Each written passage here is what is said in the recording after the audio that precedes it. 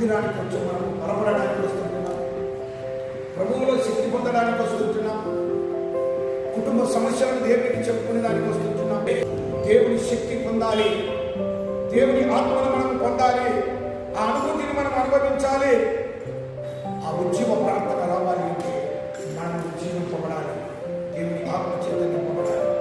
ఇక్కడ మన కష్టాలు, మన బాధలు, మన కన్నీరు దేవునికి చెప్పుకునే సమయంలో నీకెవ్వరు కనిపించరు, నీకెవరి మాటలు వినిపించరు.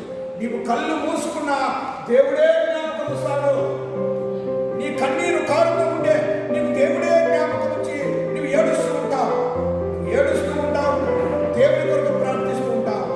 దేవుడు నీకు ఎదురీకి నిలబడి ఉంటాడు, నీ కన్నీరంతా చూస్తూ ఉంటాడు. నీ కన్నీరును చూసి వెంటనే నీ మీద చెయ్యి పెట్టి యాకోబును దీవించిన రీతిగా, యాకోబు నీవు మోసగాడివి కాదు, ఇక మీద ఇశ్రాయేలు అని పిలువబడిన రీతిగా నీ యొక్క తల మీద చేతులిచ్చి అమ్మా ఇప్పుడే నేను ఆశీర్వదిస్తున్నా, ఈ దినమే ఆశీర్వాదం నీకు పొందు. ఇది దేవుడు మనకిచ్చే గొప్ప ఆశీర్వాదం. ప్రభు మందిరంలో చేరడమే ఒక గొప్ప సంగతి అండి. ప్రభు యొక్క ఆశీర్వాదాలు, శక్తి, బలము పొంది వెళ్ళడం ఇంకా గొప్ప సంగతి. పరలోకం నుండి దేవుడు తన శక్తిని, బలమును, ఆశీర్వాదం అన్ని పంపి సమస్త విడుదల కలగజేయుగాక.